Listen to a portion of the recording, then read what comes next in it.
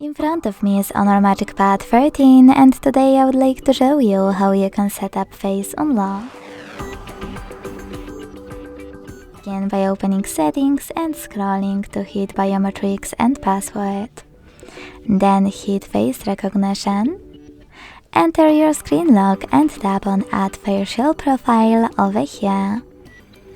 Choose this icon to enable or disable Rise to Wake. Hit Get Started. Keep your face in frame and follow all of the instructions from your screen.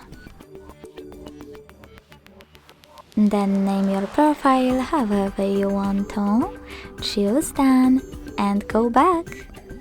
So when I switch off my screen and turn it back on,